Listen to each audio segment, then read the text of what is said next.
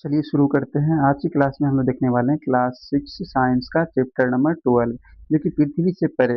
Chapter का नाम क्या है? पृथ्वी से परे। चलिए हम लोग बात कर लेते हैं, टॉपिक 1 की बात कर लेते हैं। देखिए टॉपिक 1 में क्या, नक्षत्र या तारामंडल की हम लोग बात कर लेते हैं। नक्षत्र या तारामंडल, नक्षत्र या तारामंडल हम लोग देख लेते हैं। ठीक है, नक्षत्र या तारामंडल। तो परिभाषा क्या है? जैसे कि आकाश को विभिन्न क्षेत्रों में बांटा गया है, जिन्हें तारामंडल या फिर नक्षत्र कहते हैं हम लोग। देखिए परिभाषा क्या हो जाएगा कि आकाश को विभिन्न क्षेत्रों में बांटा गया है, जिसको हम लोग क्या कहते हैं? तारामंडल या फिर नक्षत्र कहते हैं। अब इसकी विशेषताएं क्या है? तो इनमें इनमें तारों के समूह शामिल होते हैं, और आकाश में विशेष पैटर्न आकृतियां बनाते हैं। ये हो जाएगा विशेषता इसका। जैसे हम लोग बात कर लेते हैं सप्तऋषि यानी कि सप्तभैरव। आप लोग सुने होंगे, आप लोग की दादी लोग बताती है सप्तभैरव। ये सप्तभैरव हो गया यानी कि सप्तऋषि हो गया। इसमें 7 मुख्य तारे होती है, और बड़े चम्मच के कटोरे जैसी इसकी आकृति होती है। और इसके बाद हम लोग बात करते हैं लिटर डियर की बात करेंगे, यानी लिटर डीपर की बात कर लेते हैं। देखिए इसमें भी 7 तारे बने होते हैं इसमें, यानी 7 तारा होता है, और छोटे आकार का होता है, और पूंछ का अंतिम तारा ध्रुव तारा होता है। देखिए पूंछ का अंतिम तारा है, इसको हम लोग कहते हैं ध्रुव तारा कहते हैं। इसका ओरायन या फिर ब्रिक की बात कर लेते हैं। तो प्रसिद्ध तारा मंडल 3 तारों की सीधी रेखा वलय की पहचान है, कि 3 तारा इधर से 3 तारा इधर से, ये क्या हो जाएगा? ओरायन हो जाएगा। ठीक है, अब ये टॉपिक खत्म हो गया। अब चलिए हम लोग नेक्स्ट टॉपिक 2 की बात कर लेते हैं, ध्रुव तारा की बात कर लेते हैं। ध्रुव तारा, तो विशेषता क्या है कि यह उत्तर दिशा में स्थिर यानी कि अचल दिखाई देता है, और अचल दिखाई पड़ता है। ये उत्तर दिशा में स्थित होता है। और उपयोग इसका बात कर लेते हैं कि इस तारे की सहायता से उत्तर दिशा का निर्धारण किया जाता है, मतलब उत्तर दिशा का पता किया जाता है। ध्रुव तारा जिधर है, इसका मतलब उधर उत्तर है। ध्रुव तारा को देख करके हम लोग उत्तर दिशा का पता भी कर सकते हैं। कहीं पर गए हैं तो उत्तर दिशा पता कर सकते हैं। ठीक है, ध्रुव तारा का उपयोग हम लोग उत्तर दिशा का पता भी कर सकते हैं। इससे हम लोग इसका पहचान कैसे किया जाता है? तो यह लिटर डीपर तारामंडल का हिस्सा होता है। लिटर डीपर तारामंडल का हिस्सा होता है ये हो गया टॉपिक 2 की बात कर लिया हम लोग। अब हम लोग देख लेते हैं टॉपिक 3। टॉपिक 3 की बात कर लेते हैं। देखिए टॉपिक 3 हम लोग देख लेते हैं। यहाँ पर ये है टॉपिक 3। टॉपिक 3 देखिए इसमें क्या बोला, सूर्य और सौरमंडल की बात कर लेते हैं। The sun and solar system की बात कर लेते हैं। तो सूर्य, यह एक तारा है, और ऊष्मा प्रकाश उत्पन्न करता है ये।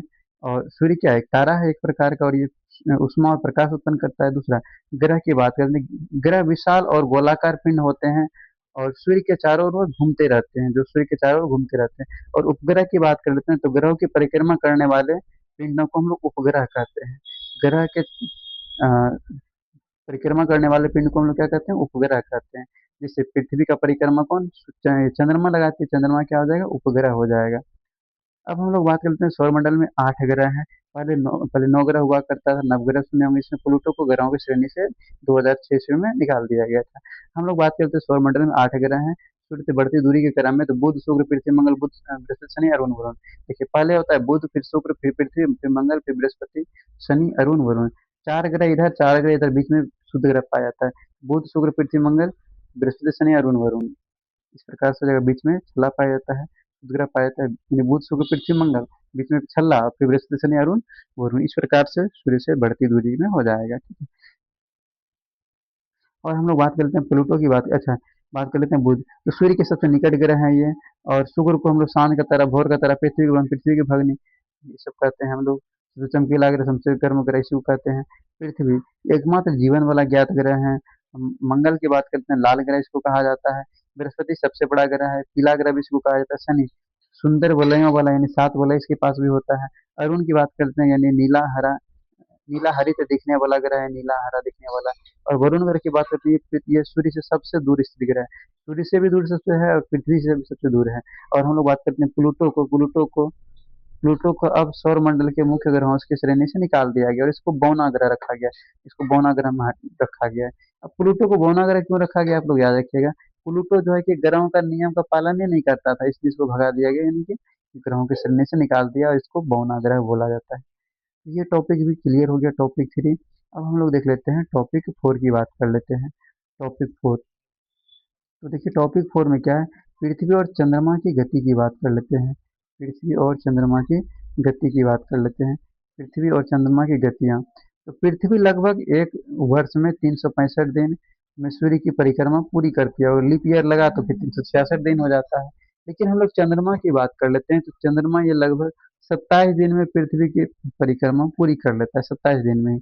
देखिए पृथ्वी जो ये सूर्य का परिक्रमा कितना दिन में करता है, लगभग एक साल लग जाता है, 365 दिन, और वही लीप ईयर रहा तो फिर 366 रीजन क्या है, देखिए 365 पॉइंट समथिंग दिन होता है, यानी कि 4 साल के 3 साल के बाद चौथा साल लीप ईयर लग जाता है, ठीक है। देखिए इस प्रकार से होता है ये, तो लीप ईयर रहा तो 366 हो जाएगा। लेकिन हम लोग चंद्रमा की बात कर लेते हैं, यह लगभग 27 दिन में पृथ्वी का परिक्रमा पूरा ये कर लेता है, ठीक है, कर लेती है। अब मुख्य तथ्य की बात कर लेते हैं, तो चंद्रमा पृथ्वी का एकमात्र प्राकृतिक उपग्रह है, और चंद्रमा स्वयं प्रकाश उत्पन्न नहीं करता है।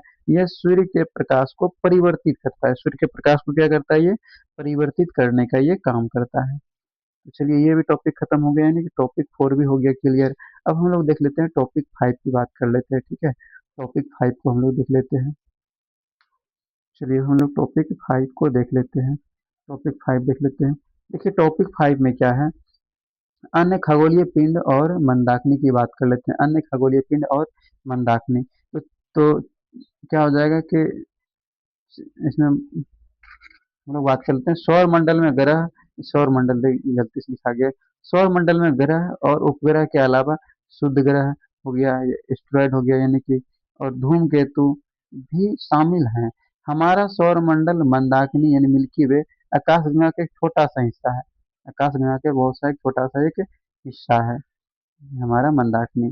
धूमकेतु इस तरह का होता है, शुद्ध ग्रह इस तरह का होता है, ये मंदाकिनी मिल्की वे यानी आकाशगंगा है, और इसी में हम लोग रहते हैं, यहीं पर पृथ्वी है, ठीक है। ये भी क्लियर हो गया। अब चलिए हम लोग टॉपिक 5 हो गया क्लियर। अब हम लोग टॉपिक 6 को देख लेते हैं, ठीक है। टॉपिक 6 की बात कर लेते हैं। तो टॉपिक 6 में क्या है कि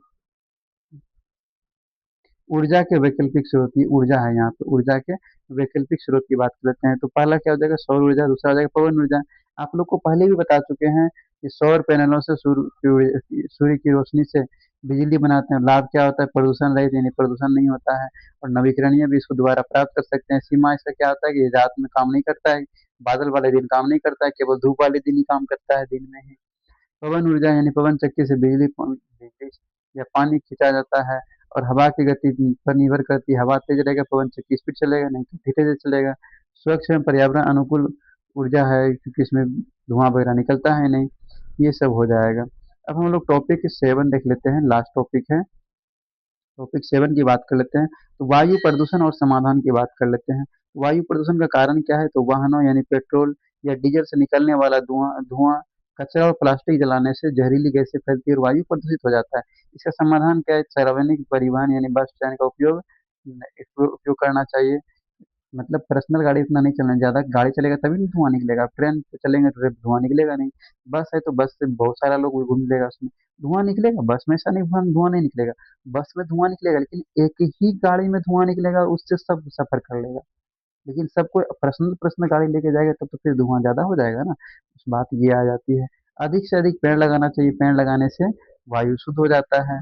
सौर ऊर्जा वैसे जैसे स्वच्छ ईंधन का उपयोग करना चाहिए। सौर ऊर्जा में धुआं निकलता नहीं है, ये सबका उपयोग करना चाहिए।